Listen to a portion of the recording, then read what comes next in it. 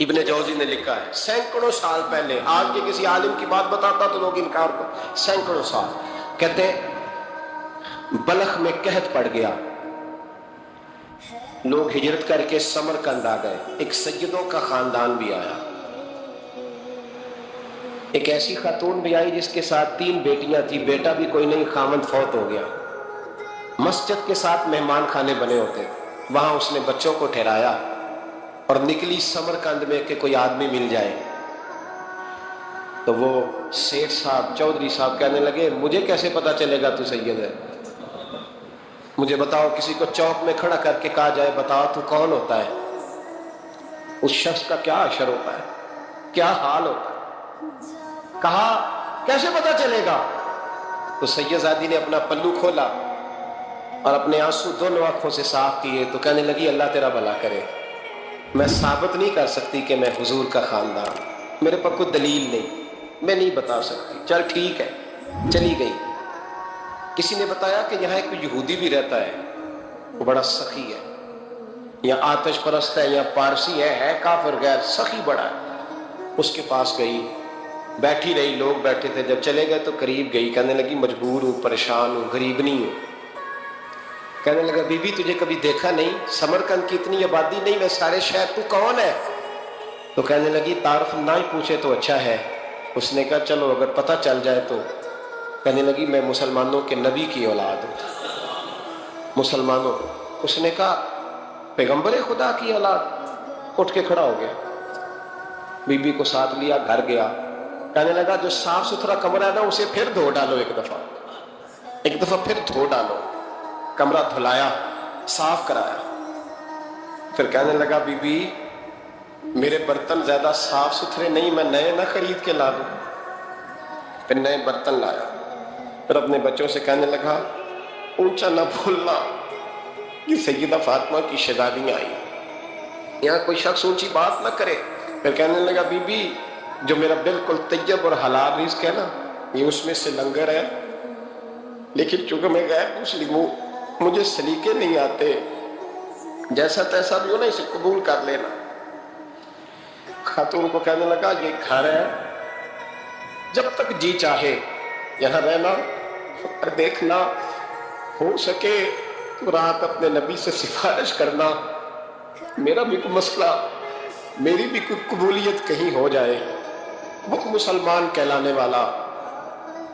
رات کو سویا، کہتے جنت سجی ہوئی ہے، لوگ جنت میں جا رہے ہیں، لائنیں لگی ہوئی ہیں، نبی پاک لوگوں کو جنت میں بھیج رہے ہیں، میں بھی دوڑ کے لائن میں لگ گیا، فرشتے نے میرا بازو پکڑا، کہا پیچھے ہٹ، تو میں دوڑ کے حضور کی بارگاہ میں گیا، میں حضور سارے جنت میں جا رہے ہیں، یہ مجھے نہیں جانے دیتا، نبی پاک نے فرمایا تو کون ہے، کہ یا رسول اللہ میں مسلمان ہوں، کہتے ہیں حضور مجھ سے فرمانے لگے کوئی دلیل ہے تیرے پاس، دلیل ہے کوئی تیرے پاس، میں چپ کر گیا، فرمایا میری بیٹی تیرے دروازے پر آ ہی گئی تھی تو دلیلیں پوچھنے لگ گیا تھا، میں جا دوڑ جا، سویرے آنکھ کھلی تو گلیوں میں ڈھونڈتا پھرتا ہے، تلاش کرتا پھرتا ہے، کونے کونے میں جاتا ہے وہ سادات کا گھرانہ کہاں گیا، ڈھونڈتے ڈھونڈتے اس غیر مسلم کے دروازے پہ جا کے پہچان لیا، تو کہنے لگا خدا کا واسطہ جو تو نے نوکری کی ہے نا ان کی مجھ سے 11 گنا لے لے، یہ سادات کا گھر مجھے دے دے، تو کہنے لگا کل تو آتا تو شاید بات اور ہوتی، آج بات اور ہے، اس نے کہا مہربانی کر، کہا نہیں کل تو آتا تو معاملہ اور تھا، آج معاملہ آج اور ہے، رنگ بدل گیا ہے، حالات تبدیل ہو گئے ہیں، اب تو دیکھ تاک کے آیا، جا دوڑ جا، کہنے لگا نہیں مہربانی کر دے دے، تو غیر مسلم میں تیرا کیا تعلق، کہنے لگا چپ کر، غیر مسلم میں کل تک تھا، کل سے سجدوں سے پیار کیا ہے تو میرے حالات سنور گئے ہیں، وہ جو نظارے تو نے رات خواب میں دیکھے ہیں میں نے جاگتی آنکھوں سے دیکھے ہیں، میں نے جاگتی آنکھوں سے، اور تو نے کسی مفتی پیر عالم کے ہاتھ پہ کلمہ پڑھا ہے، میں نے رات محمد عربی کے ہاتھ پہ کلمہ پڑھا ہے۔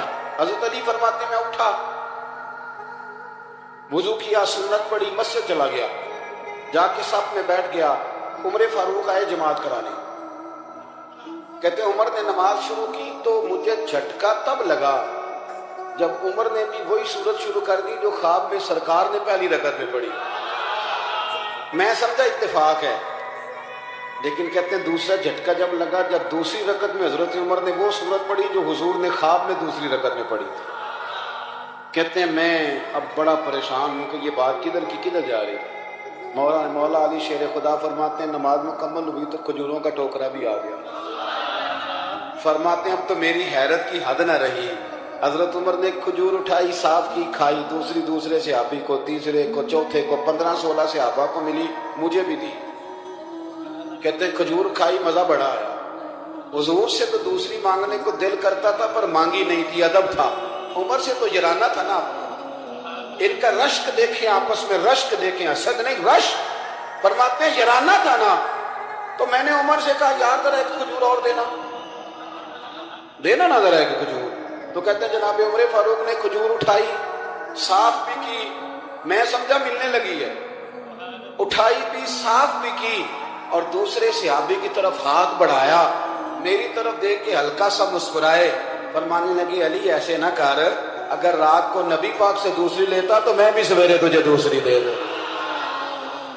حضور سے دوسری لی نہیں، نبی پاک سے دوسری مانگی نہیں، تو میں کیسے دے دوں؟ خواب میری وچ آیا سی ماہی تو میں اودے گل وچ پا لئیاں باواں، ڈر دی ماری اکھ بھی نہ کھولا، ڈر دی ماری، میں ڈر دی ماری اکھ، کیونکہ آئی یہ رات وصال دیوالی، ربا اے رات مکن نہ دیوی، اے رات مکن نہ دے، ڈر دی ماری میں اکھ بھی نہ کھولا، کتے پھر بچھڑ نہ جاواں۔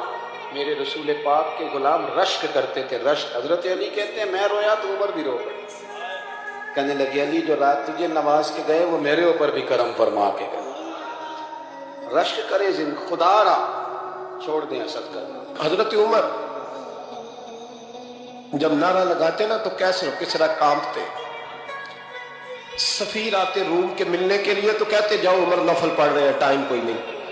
ایک دن اندر میٹنگ ہو رہی تھی، حضرت عمر میٹنگ میں بیٹھے تھے، آپ کے بیٹے ملنے آئے عبداللہ ابن عمر، ابا جی اندر آ جاؤ، فرمایا دروازے پہ کھڑا ہو، میں ضروری بات کر رہا ہوں، اندر نہ آنا۔ جناب عبداللہ ابن عمر کہتے ہیں میں دروازے پہ کھڑا ہو گیا، تھوڑی دیر گزری تو امام حسین بھی آ گئے۔ ایک حدیث میں ایک روایت میں امام حسن کا لفظ بھی ہے، امام حسین آئے، آ کے عبداللہ ابن عمر سے کہنے لگے عمر فاروق اندر ہے؟ تو کہا وہ اندر تو ہے۔ تو کہا آپ کیوں دروازے پہ کھڑے؟ کہنے لگے ابا جی نے کہا ہے یہاں انتظار کرو، میں کوئی ضروری بات کر رہا ہوں، لیکن شہزادے میرے لیے کہا ہے، میرے لیے آپ جانا چاہیں تو چلے جائیں۔ امام حسین کہنے لگے امیر المومنین کوئی بات کر رہے ہوں گے، میں ظہر کے وقت مسجد میں مل لوں گا، ظہر کا ٹائم آئے گا نا تو میں مسجد میں مل لوں گا۔ یہ کہہ کے چلے گئے۔ حضرت عمر باہر آئے تو حضرت عبداللہ ابن عمر سے کہا کہ کوئی آیا تو نہیں؟ عرض کی حضور حسین ابن علی آئے، حسین ابن علی۔ تو کہا اندر کیوں نہیں بھیجا؟ کہا میں نے کہا تھا بے شک چلے جائیں، لیکن وہ کہہ رہے تھے کہ میں ظہر کے وقت مسجد میں مل لوں گا۔ تو سیدنا عمر فاروق فرمانے لگے عبداللہ تجھے تیری ماں روئے، حسین کو کیوں واپس بھیجا؟ پھر عمر دنیا داروں کے سامنے ڈٹنا، کھڑا ہونا عمر پہ ختم ہے، لیکن جو اندر کی بات ہے نا، روح کی، جو عقیدت کی بات ہے، جو وفا کا رشتہ ہے، اس کو کون سمجھے؟ یہ جو روح کی مجبوریاں ہیں، یہ جو وفا کی مجبوریاں ہیں، اسے لوگ کیا سمجھیں؟ انہیں کیا پتا کہ مرشد کے بیٹے کے پیر چومنے میں حسن کیا ہوتا ہے؟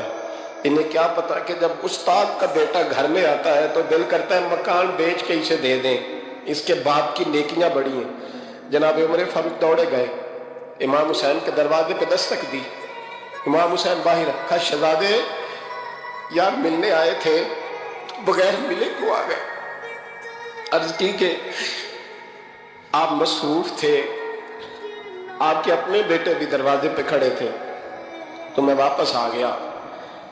امام حسین کہتے ہیں عمر جذبات میں آ گئے، سر سے پگڑی گر گئی، کہنے لگے حسین میرے بیٹے کا اور حسین کا کیا مقابلہ؟ کیا اس کی ماں کا نام فاطمہ الزہرا ہے؟ کیا اس کی نانی کا نام خدیجۃ الکبریٰ ہے؟ کیا اس کے نانے کا نام محمد مصطفیٰ ہے؟ اور پھر سر سے پگڑی اتری تھی، اپنے بال زور سے پکڑ لیے، کہنے لگے حسین میں نا مکے میں اونٹ چرایا کرتا تھا اور ڈنڈوں سے مار کھاتا تھا اپنے باپ سے، یہ جو آج ساری دنیا میں عمر کے نعرے لگتے ہیں یہ تیرے نانے کا صدقہ ہے شہزادے، میری وفا اور میری وفا میں جب تیرا دل کرے نا توڑ کے آ جایا کر۔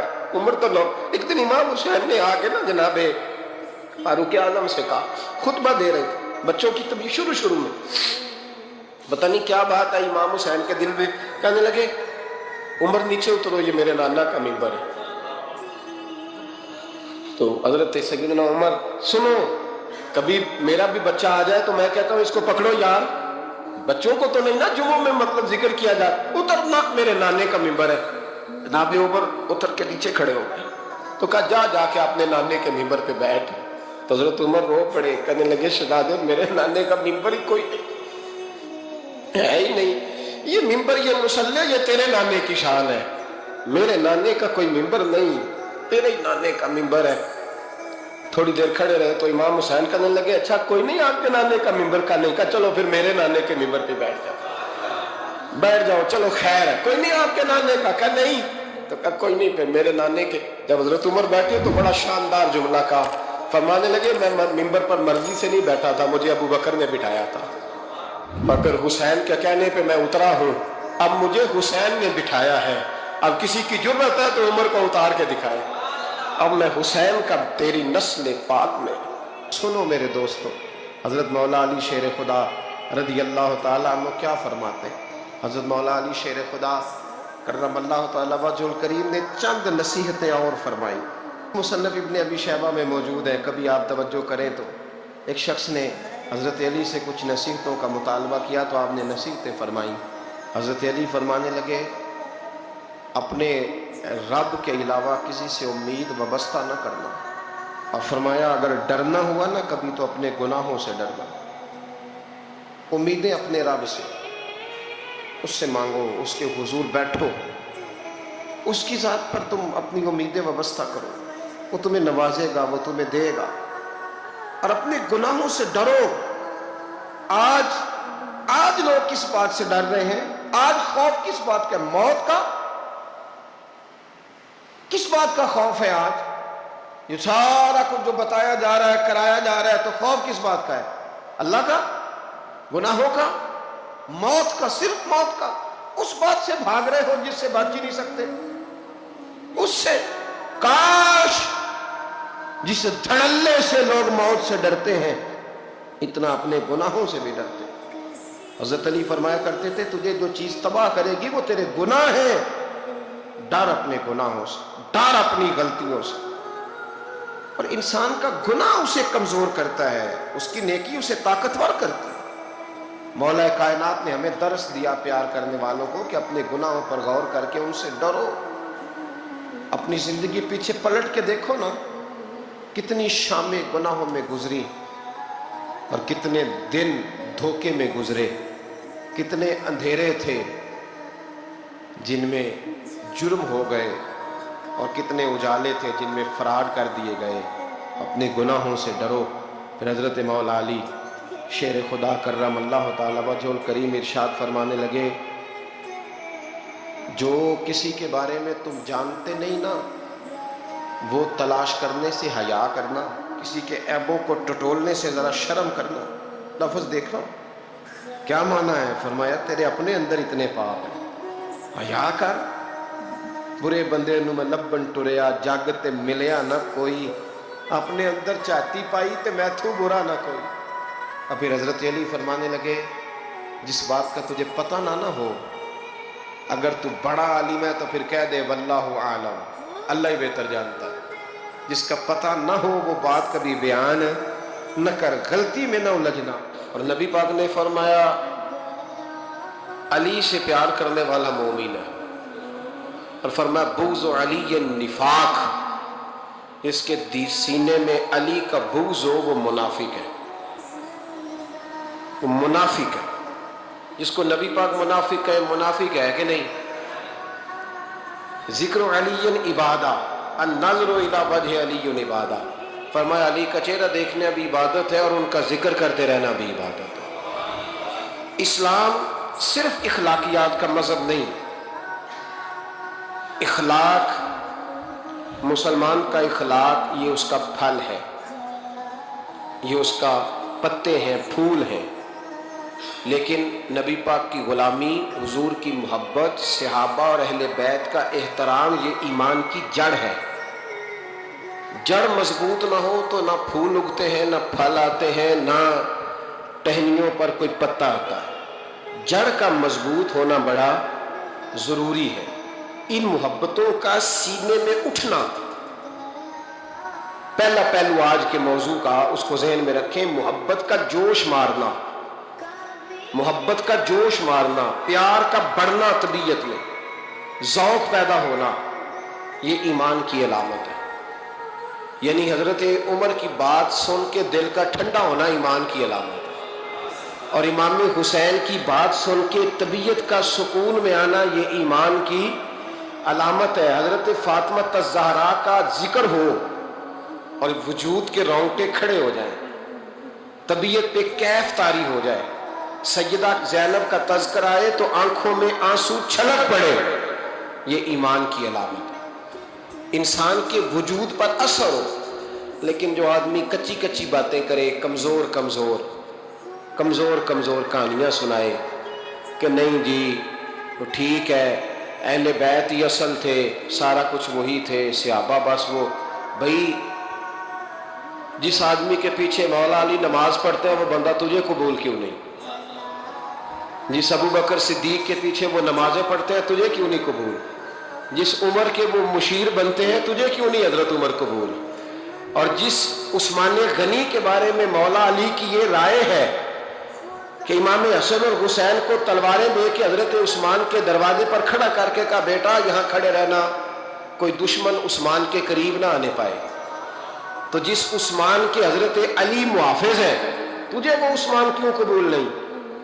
یاد رکھو، ہم لعنت بھیجتے ہیں فرقہ واریت پر، امت کو تباہ کرتے ہیں وہ لوگ جو فرقہ واریت پیدا کرتے ہیں، لیکن آپ کو بتاؤں جس جماعت سے آپ کا تعلق ہے نا اس جماعت کی امت مسلمہ کو ضرورت ہے۔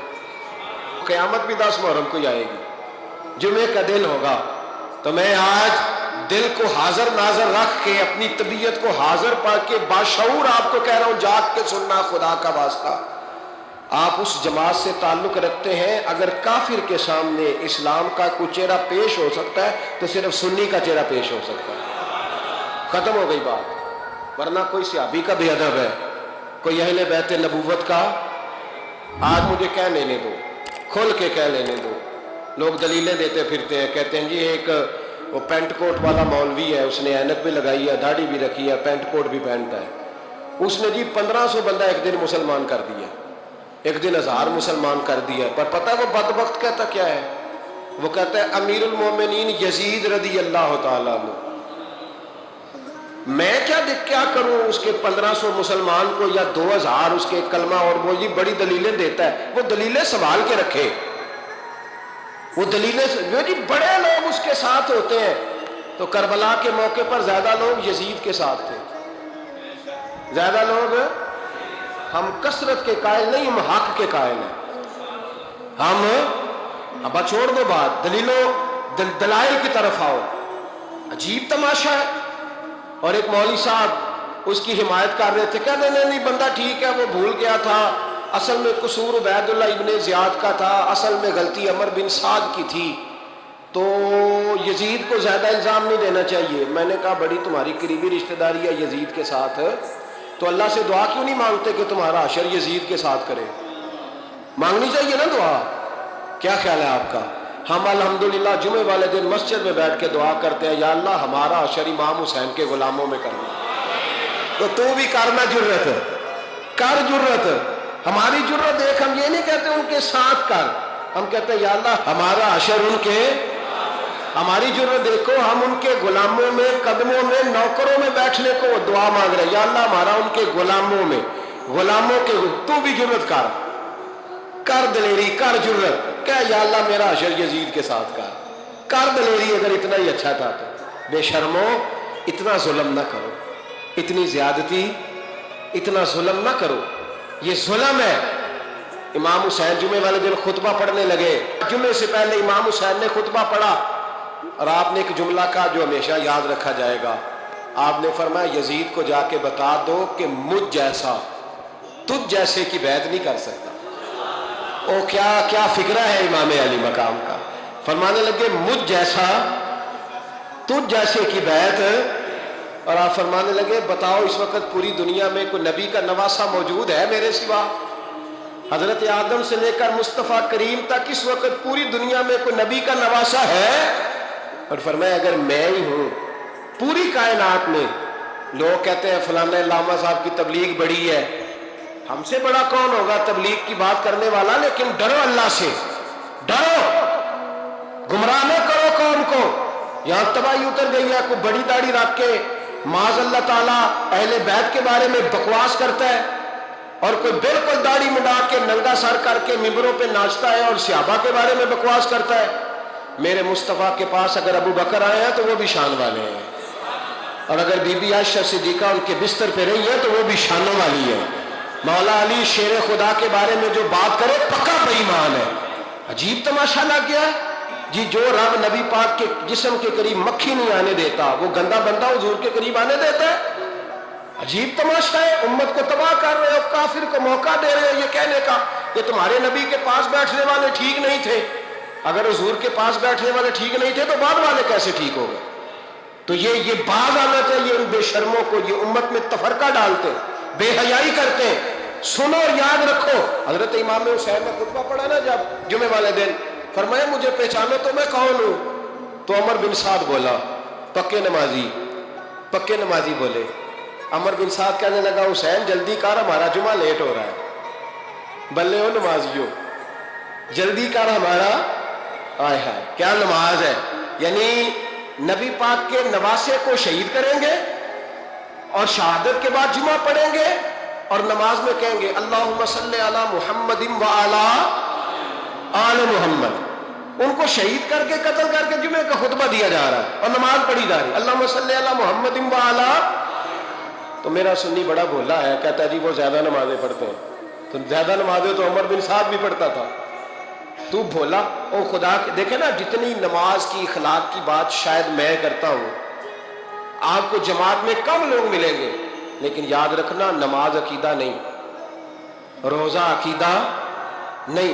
عقیدہ حسین ہے، عقیدہ حسن ہے، عقیدہ علی ہے، عقیدہ عثمان غنی ہے، عقیدہ عمر فاروق ہے.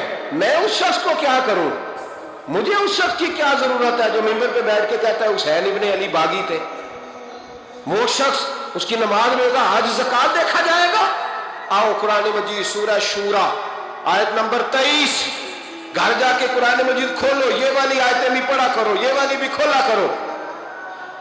صحابہ جمع ہو کے نبی پاک کے پاس آئے، عرض کی یا رسول اللہ صلی اللہ علیہ وسلم آپ کے خرچے زیادہ ہیں، آمدن کا ذریعہ کوئی نہیں. جس طرح آج لوگ ہر پیر صاحب سے نہیں پوچھ رہے، علامہ صاحب سے، کہ آپ کام کوئی نہیں کرتے، کپڑے پھر بھی سفید پہنتے ہیں، کیا ذرائع آمدن ہے، پھر بھی آپ گاڑی میں گھومتے ہیں. ہمارا تو پروگرام تھا مولوی بھوکا مر جائے، پر اس کے پاس آتے ہیں تو یہ تازی چائے پلاتا ہے. کیا مطلب، کس طرح کا رویہ ہے؟ صحابہ کے بار وہ یہ نہیں سوچتے تھے آتے کام، وہ کہتے تھے آگے بڑھ کے حصہ ڈالیں. وہ سارے آگے بڑھے، کہا یا رسول اللہ صلی اللہ علیہ وسلم اخراجات زیادہ ہیں، ذرائع آمدن بظاہر کوئی نہیں. نذرانوں پہ اعتراض نہ کیا کرو، نذرانہ دینا نبی پاک کی سنت ہے، نذرانہ قبول کر لینا نبی پاک کی، بولو، حضور کی سنت ہے.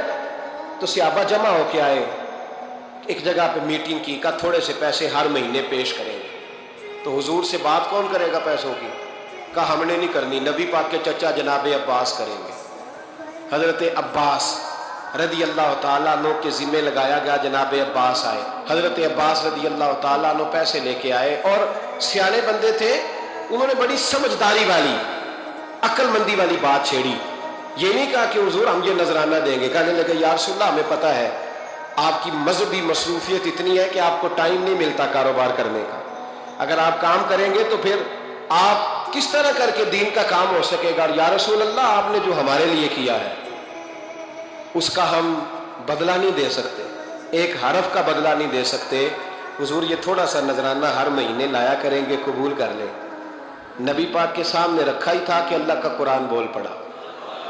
का कुल्ला अस्अलुकुम अलैहि अजरा, महबूब इनसे फरमा दो कि मैंने तुम्हारे लिए बड़ी तकलीफ सही है पर मैं तुमसे कोई अजर नहीं मांगता, तुमसे कोई अजर नहीं मांगता। हाँ, अगर तुमने कुछ करना है इल्लल मवद्दत फिल कुर्बा, तो मेरे करीबियों से प्यार करते रहना, मेरी खतीजा से प्यार करना, मेरी आयशा का अदब करना, मेरे करीबियों का एहतराम करना। या रसूल अल्लाह, अज़वाज तो घर में है ही, करीबी कोई और भी खास है जिसका अदब करना है? तो नबी पाक ने फरमाया हाँ, अली, फातिमा, अली और फातिमा की औलाद।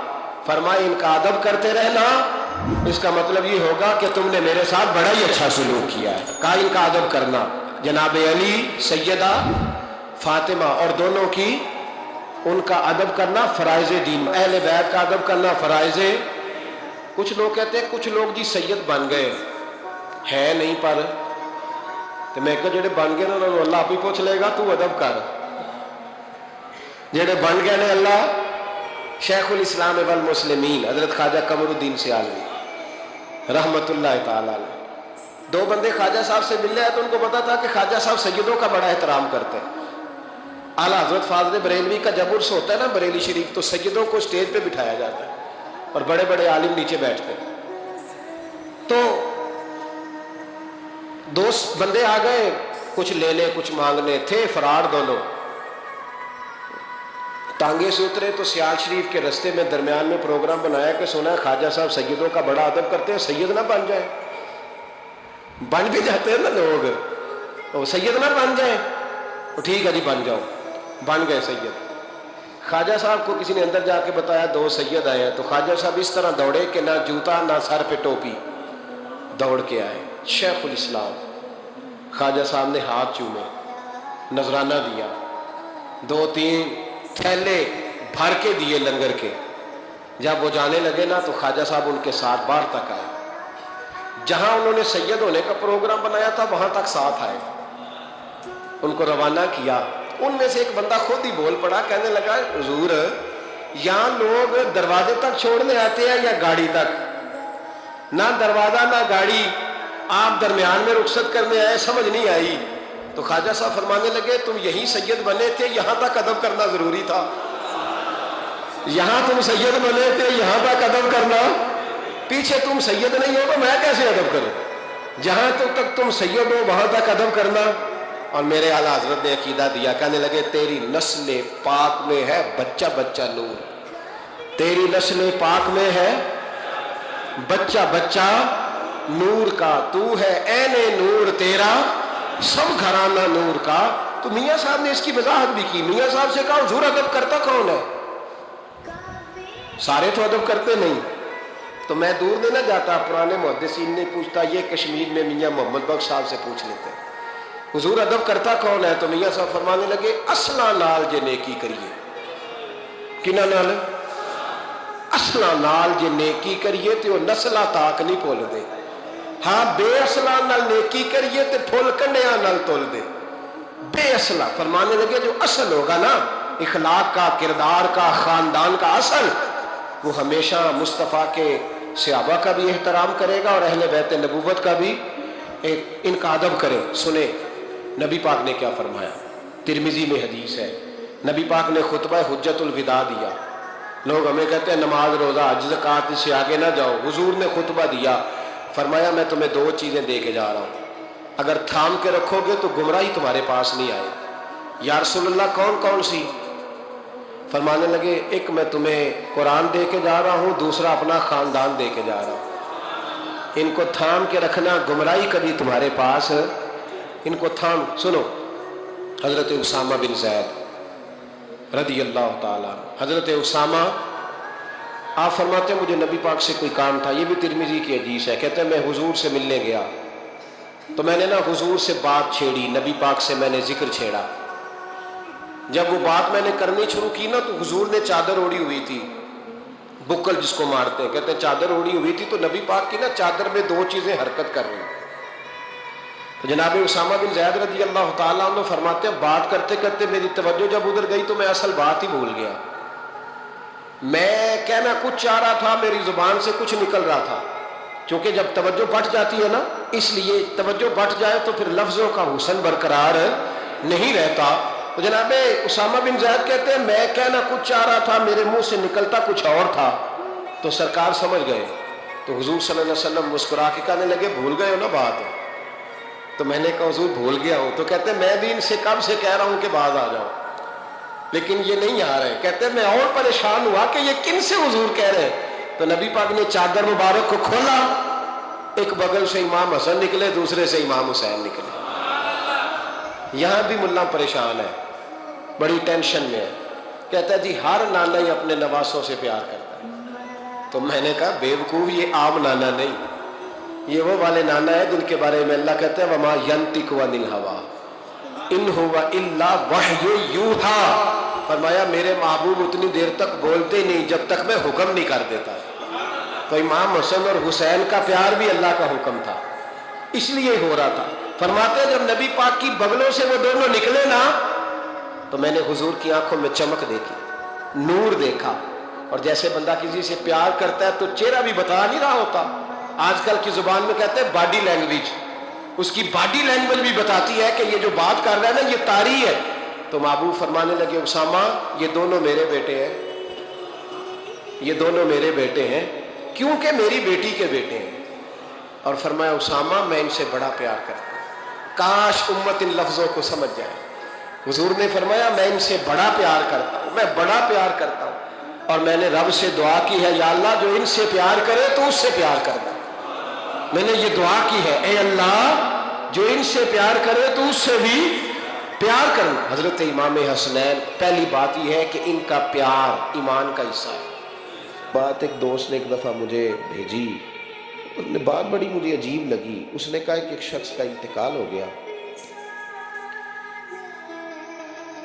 تو وہ جب اس کو دفن کرنے لگے جنازہ پڑھ کے، تو ایک آدمی نے اس کی چارپائی پکڑ لی۔ اس نے کہا اس نے میرا 45 لاکھ روپیہ دینا ہے، پہلے پیسے دو گے پھر دفن کرنے دو، پیسے دے دو دفن کر لو۔ زور سے پکڑی ہے، رش ہے، 3 بیٹے بھی تھے، تو جائیداد بھی تھی، سارا کچھ تھا۔ ان 3 بیٹوں سے لوگوں نے کہا کہ تیرے ابے وہ دفن نہیں کرنے دے رہا، شور ہے تو۔ اور وہ بندہ بھی وہ تھا جو بڑا قریبی تھا اس کا، اس کے والد کا پارٹنر تھا، تعلقات تھے، تو اس نے کہا کہ پہلے پیسے دو پھر دفن کرنے دوں گا۔ اب وہ 3 بیٹے کہنے لگے کدھر سے پیسے دیں، 45 لاکھ ہی کہہ دیا ہے، ہمیں تو ابا نے کوئی نہیں بتایا، حالانکہ جائیدادیں ہیں، مکان ہے، سارا کچھ ہے، تو بھائی ہم کدھر سے دیں؟ چلو 2-4 لاکھ کی ٹھیک ہے، وہ تھوڑا سا کرے نرم رویے کو تو ہم کرتے ہیں، شور تو ہے، لیکن کدھر سے دیں 45 لاکھ؟ جب بات بہت تیز ہو گئی، شور ہو گیا، وہ انسان مجنون بن کے اس نے چارپائی تھامی ہوئی ہے، کہتا نہیں پہلے پیسے دو گے پھر دفن کرنے دوں گا۔ 3 بیٹے تھے تو ایک بیٹی بھی تھی، بیٹی کو گھر میں پیغام گیا کہ تیرے ابا کو دفن نہیں ہونے دیتے، اس نے سارا زیور اتار کے بھیج دیا۔ اس نے کہا اس چچا سے کہو میرے ابا کے اس دوست سے جس نے قرضہ لینا ہے کہ یہ رکھ لے، اور میں تھوڑے تھوڑے کر کے پیسے لوٹا دیتی ہوں، پر میرے باپ کو مرنے کے بعد یوں رسوا نہ کرے، اس کو دفن تو ہونے دے، میں ایک پائی دے دوں گی، میرا وعدہ رہا۔ جب وہ بیٹی نے 8-10 لاکھ کا زیور بھیج دیا تو وہ قرضہ لینے والا شور کرنے لگا، اس نے کہا او مجھے پتہ چل گیا، مجھے معاف کر دو سارے اور اسے دفنا دو۔ کہا کیا ہوا؟ تو وہ کہنے لگا میں نے اس سے 45 لاکھ لینا نہیں تھا، میں نے دینا تھا، تو میں غور کر رہا تھا کہ اگر تو میں نے اعلان کر دیا نا کہ 45 لاکھ میں نے دینا ہے تو 110 نکل آئیں گے وارث کہ مجھے بھی دو مجھے بھی دو، تو میں نے یہ رویہ اس لیے اختیار کیا ہے کہ میں دیکھوں اس کا اصل وارث ہے کون۔ تو اصل وارث وہ بیٹی ہے جس نے اپنے کانوں سے بندے بھی اتار کے بھیج دیے، اور جس نے اپنے وہ شادی والے دن پہننے والے زیورات، پہلی رات کا وہ اس نے زیور بھی سارا اتار کے دے دیا۔ اس نے کہا کہ باپ کا کفن نہ میلا ہو جائے، تو اصل وارث وہ بچی ہے۔ اس نے کہا اس نے مجھے وصیت کی تھی ہر ایک کو نہ دے دینا، میرے اصل وارث کو دینا، تو مجھے اصل وارث مل گیا ہے، اب میں کسی اور کو نہیں دوں گا، اس بیٹی کو دوں گا جس نے باپ کے لیے قربانی دی۔ تو یاد رکھیں جنہ لی تو پاپ کمائے ہو کتھے نہیں تیرے کر دے۔ تو تو اس لین دین کے معاملات اپنے صاف ستھرے رکھیں، ان کے اندر کسی قسم کی وہ چیز نہ پیدا کریں کہ جو ہمارے لیے بڑی باعث پریشانی بن رہے۔ تو میں یہ سمجھانا چاہ رہا ہوں آپ حضرات کو، اپنے بھی بھائیوں کو، دوستوں کو، کہ کوشش فرمائیں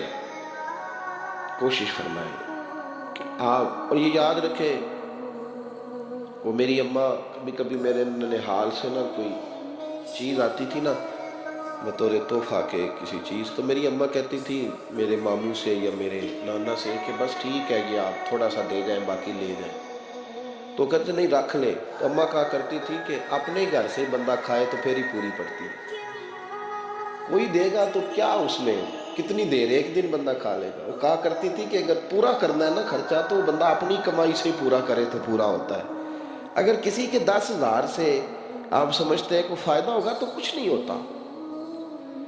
آپ کے دست و بازو جو ہمت کر کے لائیں گے اسی سے گزارا ہوگا۔ کسی کا 50,000 لا کے کتنا وقت بیت سکتا ہے، 1,00,000 سے کیا مطلب، کیا بندہ کر سکتا ہے؟ تو سہارے نہ ڈھونڈو، خوددار بنو۔ طریقت میں، تصوف میں خودداری، ترمذی شریف کی ایک حدیث ہے مجھے بڑی پسند ہے، میں سمجھتا ہوں یہ حدیث اگر لوگ سمجھ جائیں نا تو بات بن جائے۔ نبی پاک صلی اللہ تعالیٰ علیہ وسلم نے لوگوں سے کہا لوگوں چاہتے ہو کہ تم اللہ کے محبوب بن جاؤ؟ تو صحابہ کے چہرے کھل اٹھے، کہا یا رسول اللہ صلی اللہ علیہ وسلم بالکل چاہتے ہیں۔ فرمایا جو اللہ نے تمہیں دیا ہے اس پہ راضی ہو جاؤ، اللہ کے محبوب بن جاؤ گے، اللہ تم سے پیار کرے گا۔ اور پھر فرمایا چاہتے ہو کہ لوگ بھی تم سے پیار کریں؟ لوگ بھی کریں یا رسول اللہ، دل کرتا ہے۔ تو نبی پاک نے فرمایا کسی بندے کی جیب کی طرف کبھی نہ دیکھنا، جو سامنے والے کی جیب میں ہے اس سے بچ جا، اس کے مال پر نظر ڈالنی چھوڑ دے، لوگ بھی تجھ سے پیار کرنے لگ جائیں۔ لوگوں کے مال کی طرف نہ دیکھ۔ آپ رکھ لیں کسی کا 500 روپیہ بھی، وہ کہے گا بندہ ہی نہیں صحیح، میرا 500 کھا گیا، یہ مت سمجھے کہ بڑا امیر تھا اس کو فکر ہی کوئی نہ۔ ان معاملات کے اندر لوگ کہیں نہ کہیں بول ہی جاتے ہیں، کہیں نہ کہیں بات کر ہی جاتے ہیں، کسی نہ کسی جگہ زبان پھسل ہی جاتی ہے۔ تو مہربانی فرمائیں، مہربانی کریں، آپ اس بات پہ ضرور غور کریں، اور یہ میری اپیل ہے، آپ میرے پیر بھائی ہیں، عزیز ہیں، کہ کوشش فرمائیں لین دین کے معاملات کو 110% صاف رکھیں۔ کوشش کریں جہاں کوئی چیز دینی ہے، خریداریاں بعد میں ہوتی رہیں گی، جائیدادیں بعد میں بنتی رہیں گی، قرضے نہیں ہونے چاہیے، قرضہ نہیں ہونا چاہیے۔ میں ایک بزرگ سے کبھی کبھی ملتا تھا تو میں کہتا تھا حضرت جی حالات کیسے ہیں؟ تو کہتے ہیں الحمدللہ کسی کا دینا کچھ نہیں، الحمدللہ کسی کا۔ تو اس شخص وہ جب بات کرتا تھا تو مجھے یوں لگتا تھا کہ جیسے وہ شخص نعرہ لگا رہا ہے الحمدللہ کسی کا دینا کچھ نہیں، یہ اللہ تعالیٰ کا شکر ہے۔ اور پھر وہ کبھی کبھی یہ بھی کہا کرتے تھے کسی سے 200-250 لینا ہوگا میں نے دینی کوئی شے نہیں، کوئی کبھی کبھی ٹٹولو گے تو میرا کسی طرف کوئی نکل ہی آئے گا، لیکن میں نے کسی کا دینا کوئی نہیں۔ میرے اسا فرمایا کرتے تھے ہماری تو طریقت بھی بڑی دلیر ہے۔ میں نے ایک دفعہ کہا حضور نظریہ طریقت کیا؟ فرمانے لگے ہماری تو طریقت بھی بڑی خوددار ہے، ہم مریدوں کا خرچ نہیں کراتے، ہم تو کئی دفعہ مریدوں پہ خرچ کر ڈالتے، ہماری تو طریقت بھی بڑی توانا ہے، نے تو مزاج ہی بڑا انوکھا پایا ہے۔ تو مہربانی فرمائے لینے دینے کے ماں ایک حدیث بخاری میں بڑی مزیدار ہے، بخاری میں، سبحان اللہ۔ اور بخاری شریف قرآن مجید کے بعد امت مسلمہ کے پاس سب سے معتبر کتاب کا نام بخاری شریف ہے۔ نبی پاک صلی اللہ علیہ وسلم نے فرمایا ایک بھائی اپنے بھائی سے قرضہ لینے لگا، ایک دوست اپنے دوست سے پیسے لینے لگا، اس نے کہا یار پیسے تو میں دے دیتا ہوں پر کوئی گواہ، اس نے کہا غریبوں کے گواہ نہیں ہوتے، میرا گواہ اللہ ہے۔ اس نے کہا کسی کی ضمانت دے دو، اس نے کہا میری کون ضمانت دے گا، میری ضمانت میرا اللہ ہی دے گا۔ وہ بات ہو گئی 1000 دینار، اس کو بات بڑی پسند آئی، کہ اللہ کے نام پر تو کہتا ہے اللہ بھی گواہ ہے ہمارے درمیان اور اللہ ہی ضمانتی ہے، تو لے لے پیسے، 1000 دینار دے دیے۔ اب وہ بندہ دریا کے پار چلا گیا۔ میں نے یہ دیکھیں، اب اس حدیث سے آپ درس دیکھیں، یہ حکایت نہیں، یہ میرے رسول پاک کا بیان کیا ہوا فرمان ہے، اس کی صداقتوں پہ دیکھیں۔ اور بخاری کی حدیث کے جملے کتنے حسین ہیں۔ نبی پاک صلی اللہ علیہ وسلم نے فرمایا وہ جس نے پیسے لیے بطور قرضہ وہ دریا کے پار چلا گیا، محنت مزدوری کرتا رہا، جب مقررہ وقت آیا تو اس نے 1000 دینار جو وعدہ کیا تھا کہ فلاں تاریخ کو دے دوں گا، اس تاریخ کو اس نے 1000 دینار لیے اور دریا کے کنارے پہنچ گیا کہ مجھے کشتی ملے تو میں اس تک پہنچاؤں، لیکن اس نے اتفاق کہ اس دن کشتی کوئی نہ ملی، بڑا انتظار کیا، کشتی کوئی نہ ملی۔ اس نے ایک لکڑی لی، لکڑی کو اندر سے پھاڑا، موٹی لکڑی ہوتی ہے نا بانس کی طرح، اس کے اندر سوراخ بن جاتا ہے، جگہ بن جاتی ہے، اس نے اندر سے اس کی کھدائی کی، اس کے اندر اس نے 1000 دینار رکھا اور ایک رکا رکھا کہ بھائی میں پہنچنا چاہتا تھا لیکن مجھے کشتی نہیں ملی تو میں 1000 دینار رکھ رہا ہوں، جس رب کی ضمانت پر میں نے لیے تھے مجھے امید ہے رب تجھ تک پہنچا دے گا، مجھے امید ہے اللہ پہنچا دے گا تیرے تک، مجھے امید ہے رب پہنچائے گا۔ یہ کہہ کہ اس نے اس کو بند کیا کسی کپڑے کے ساتھ اور بند کر کے دریا میں ڈال دیا۔ اب وہ انتظار کرنے لگا، وہ جو شخص تھا وہ بھی کنارے آیا کہ آج اس کا وعدہ ہے، اس نے آنا ہے۔ دینے والے کو ٹینشن ہوتی ہے تو میرا خیال ہے لینے والے کو بھی بہت زیادہ ہی ہوتی ہے کہ آج لینے، وہ آ گیا کنارے پہ کہ آج پیسے آنے، لیکن کوئی شے نہ آئی، ایک لکڑی بہتی ہوئی آئی، اس نے اٹھائی لکڑی کا، چلو پیسے نہیں ملے تو ایندھن تو ملا ہے نا، گھر جا کے لکڑی جلا کے روٹی تو پکائیں گے نا، اور لکڑی اٹھا کے گھر لایا، گھر لا کے جب اس کو چھیلا، توڑنے لگا کہ ٹکڑے کر کے اس سے آگ جلاتا ہوں، اس نے کھولی تو اندر سے رکا بھی نکل آیا اور 1000 دینار بھی نکل آیا۔ رب کریم کا انداز دیکھو کہ دریا کتنا چوڑا ہوتا ہے اور جو کاغذ ہوتا ہے وہ پگھل جاتا ہے دریا کے اندر، لفظ مٹ جاتے ہیں، لیکن ہر چیز کو بحفاظت میرے رب کریم نے پہنچا دیا۔ اس نے جب اس کو کھولا نا تو 1000 دینار بھی نکل آیا، مقررہ وقت میں اسے پیسے بھی مل گئے، وہ بڑا راضی ہوا۔ اب یہ بندہ آیا کچھ دنوں کے بعد دوبارہ 1000 دینار کا اور بندوبست کر کے لایا، پتہ نہیں اس تک پہنچے کہ کہیں گم ہو گئے، 1000 دینار کا اور بندوبست کر کے لایا۔ معصوم آمنہ، حبیب کبریا، سید کون مقام صلی اللہ علیہ وسلم کس حسن کے ساتھ اپنی امت کو حسین اخلاق سکھا رہے ہیں۔ نبی پاک علیہ السلام فرمانے لگے غلاموں میں ایک اور 1000 دینار لے کے دروازے پہ آیا اور دستک دے کے کہنے لگا میرا رب گواہ ہے کہ میں نے کوشش کی تھی پر مجھے کشتی نہیں ملی، میرا رب گواہ ہے کہ میں نے ہمت کی تھی پر موقع نہیں ملا، اللہ جانتا ہے جس رب کی ضمانت پہ میں نے تجھ سے پیسے لیے کہ میری کوشش پوری تھی پر موقع نہیں ملا، میں آیا ہوں پیسے رکھ لے۔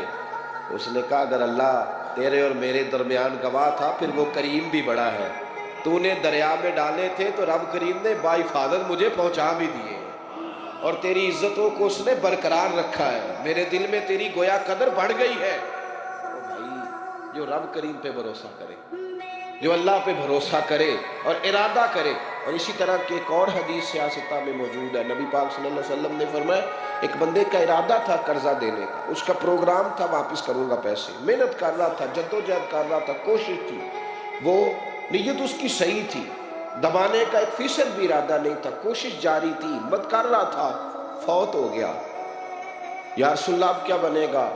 اگر صوفیاء اس حدیث پہ وجد کرتے، وجد آتا ہے ان لفظوں پہ، اب کیا بنے گا؟ تو میرے محبوب فرمانے لگے قیامت کے دن اللہ اپنی رحمت سے اس کے قرضے ادا فرما دے گا۔ دیکھو اتنا بھی کوئی خوش نصیب ہے جس کے اللہ قرضے ادا کرے، اتنا بھی کوئی خوش قسمت ہے رب جس کے قرضے دے، اللہ کہے مجھ سے لے لے چل یار رہنے دے۔ اور بھائی ان لفظوں کو دیکھیں نا، جس سے مبارکہ میں سرکار دو عالم صلی اللہ علیہ وسلم نے فرمایا قیامت کے دن 2 بھائی، ایک بھائی پہلے انتقال کر گیا، ایک بعد میں فوت ہوا، جو پہلے چلا گیا اس کے کچھ حقوق بعد والے نے دینے تھے، سمجھ لے کچھ قرضے تھے، اب وہ پہلے فوت ہوا، اسے بعد میں احساس ہوا، اس نے کوشش بھی کی، معافیاں بھی مانگی، لیکن اب وہ فوت ہو چکا تھا۔ تو نبی پاک صلی اللہ علیہ وسلم فرماتے ہیں قیامت کے دن چونکہ یہ معافیاں بھی مانگتا رہا، توبہ بھی کرتا رہا، بڑی اس کو صحیح احساس ہو گیا، ندامت والی توبہ کی، لیکن اب جس کا حق تھا وہ تو فوت ہو گیا، اب کیا کرے؟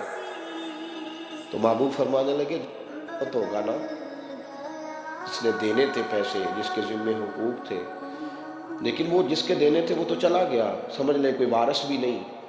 تو فرمایا جب یہ فوت ہوگا تو قیامت کے دن جو پہلے فوت ہوا تھا وہ مقدمہ کرے گا کہ یا اللہ اس نے میرا مال دبایا، میرے پیسے لے کے دے، تو رب کریم فرمائے گا چل یہ بڑھیا معافیاں مانگتا رہا، اسے معاف کر دے۔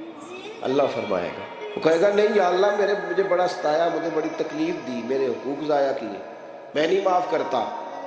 تو رب کریم فرمائے گا ذرا اوپر اٹھنا، چل بعد میں بات کرتے ہیں، اٹھ تو صحیح، وہ جنت میں ایک محل بنا ہوا ہے، ذرا اس کی طرف تو نظر ڈال۔ اس نے نظر ڈالی تو یہاں تو کوئی اچھا انجینئر بنائے کوئی مکان تو نظر جو ہے وہ ہٹتی نہیں، تو جس مکان کو رب تیار فرمائے، جس کو اللہ بنائے، اس سے نظریں کیسے ہٹتی ہوں گی؟ اس نے دیکھا تو دیکھتا ہی گیا، دیکھتا ہی گیا۔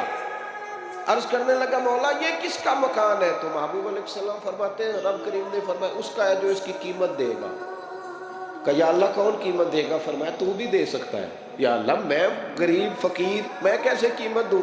تو اللہ فرمائے گا چل تو اپنے بھائی کو معاف کر دے، میں محل تجھے دے دیتا ہوں، تو معافی دے دے، محل تیرا ہوا۔ تو حضور فرماتے ہیں 3 دفعہ بولا، کہنے لگا یا اللہ میں نے معاف کیا، یا اللہ میں نے معاف کیا، یا اللہ میں نے معاف کیا۔ تو اللہ فرمائے گا کہ بھائی کا بازو پکڑ، وہ ایک محل نہیں، وہ ایک ہی نقشے کے 2 بنائے ہوئے ہیں، اس کا بازو پکڑ، دونوں جنت میں چلے جاؤ، میں نے تم دونوں کے لیے گھر بنا دیا ہے۔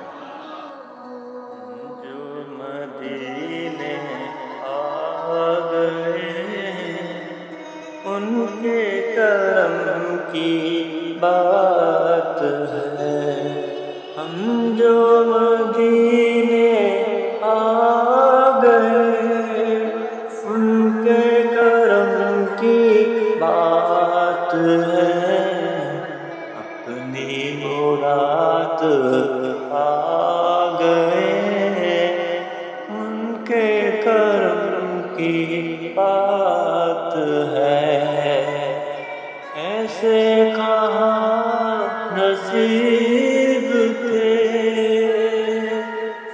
ایسے کہاں نصیب تھے، مجھ سے گناہ گار کے دل کو جگمگا گئے ان کے کرم کی بات ہے، جو مدینے آ گئے ان کے کرم کی بات ہے، پردے جو تھے پڑے ہوئے،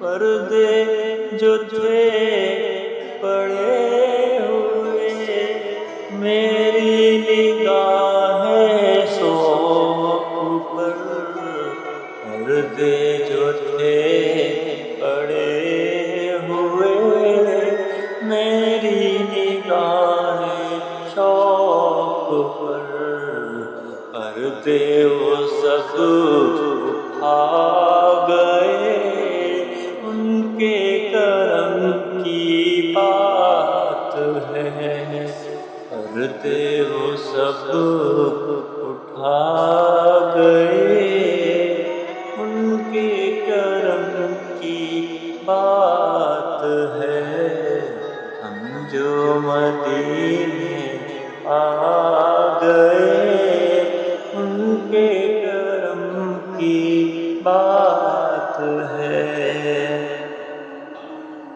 تو اپنے معاملات صحیح کرنے کی کوشش کریں، اپنے معاملات صحیح کریں۔ ہم اس سلسلہ عالیہ میں داخل ہیں کہ حضور غوث اعظم رضی اللہ تعالیٰ عنہ کے والد کا مشہور واقعہ ہے کہ بھوک لگی تھی تو دریا میں بہتا ہوا سیب کھا لیا تھا، سیب کھا لیا غوث اعظم کے والد نے، تو پھر کہنے لگے او ہو یہ میں نے کیا کیا، جس سمت سے وہ سیب آیا تھا وہاں جانے لگے، وہاں ایک باغ تھا، پیچھے جا کے ٹہنیاں جھکی ہوئی تھی، یہاں سے سیب آیا، باغ کے مالک بھی بزرگ تھے، ان سے جا کے کہا غلطی سے کھا لیا ہے، معافی مل جائے، انہوں نے کہا معافی اتنی جلدی نہیں ملتی، کیسے ملے گی؟ فرمایا 12 سال مالی بن کے میرے باغ کی نوکری کر، تو خدمت کرنے لگے، تو حضور غوث اعظم کے نانا جی کہتے ہیں بچہ مجھے بھا گیا، کہنے لگے حضور چلے معاف کر دیں اب، تو کہا معافی نہیں ملے گی، میری ایک بیٹی ہے آنکھوں سے اندھی ہے، آنکھوں سے اندھی، کانوں سے بہری، زبان سے گونگی اور پیروں سے لنگڑی، اس سے نکاح کر پھر معافی ملے گی۔ کھایا کیا؟ ایک سیب۔ تو حضور غوث اعظم رضی اللہ تعالیٰ عنہ کے والد کہنے لگے مجھے گوارا ہے آپ کر دیں نکاح، پر وعدہ کریں مجھے معاف کر دیں گے نا؟ تو کہتے ہیں نکاح ہو گیا۔ جب پہلے دن میں حجلہ عروسی میں داخل ہوا تو میں نے پلنگ پر کوئی معذور نہیں، جنت کی حور کی مثل عورت بیٹھی دیکھی، اور جس کا حسن بتاتا تھا کہ چہرے سے زیادہ باطن میں اللہ نے روشنی عطا فرمائی ہوئی۔ فرماتے ہیں میں نے اس کے قریب جا کر تو کون ہے؟ مجھے تو کچھ اور بتایا گیا تھا۔ فرمایا تجھے بتایا گیا تھا کہ آنکھوں سے اندھی ہے، اس لیے کہ کبھی غیر محرم کا چہرہ دیکھا ہی نہیں، کانوں سے اس لیے بہری ہے کہ کبھی غلط بات سنی نہیں، کسی غلط کے پاس بیٹھی نہیں، اور زبان سے اس لیے کہ گنگی ہے کہ غلط جملہ کبھی نہیں نکلا، یا اللہ کا قرآن نکلا ہے یا محمد عربی کا درود و سلام نکلا ہے، غلط جملہ نہیں نکلا۔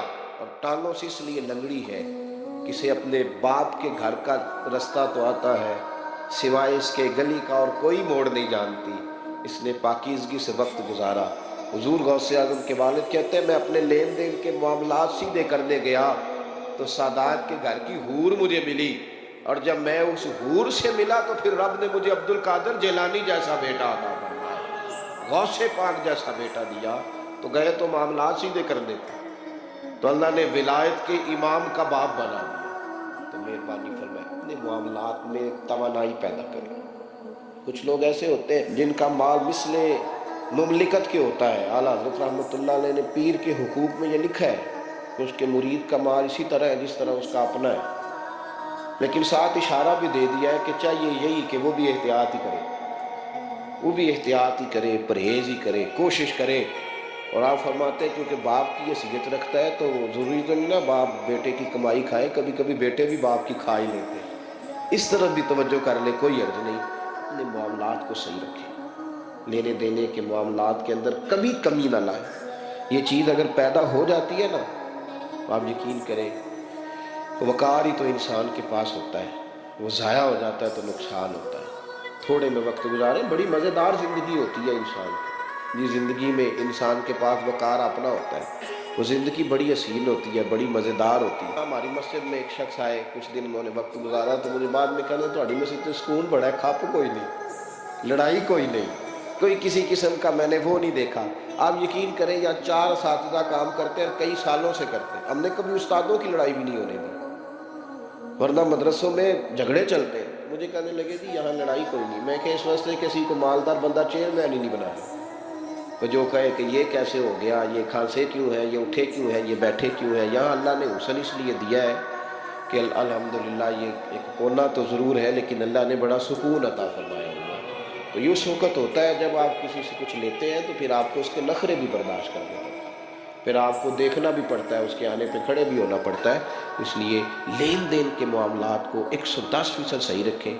یہ میری وصیت نہیں آپ حضرات کو، اس کو میرا حکم سمجھیں، حکم سمجھیں اس کو، اور آپ قطعی طور پہ میری پیر بھائیوں سے گزارش ہے کہ لین دین کے معاملات کو چھوڑ دیں سارا کچھ۔ اللہ بڑا کریم ہے، ایک کمرے میں بھی انسان کی زندگی بیت سکتی ہے، لیکن لین دین کے معاملات میں 110% اپنے آپ کو صاف رکھیں، اور اپنی وصیت کو ہمیشہ اس میں سستی نہیں کریں، لکھ کے رکھیں کہ کسی کا کیا دینا، موٹے حرفوں کے ساتھ، اور 3 جگہ اس کو لکھ کے رکھیں کہ میں فلاں آدمی کا میرے پاس یہ ہے، اس کو ضرور سنبھال کے رکھیں، تاکہ کسی جگہ بھی اگر اللہ تبارک و تعالیٰ فضل کرے کوئی ایسا موقع آتا ہے تو ہم صاف ستھرے ہوں، ہمارے وارثوں کو پتہ ہو کہ ہم نے کسی کا کیا دینا ہے۔ اللہ سمجھنے کی توفیق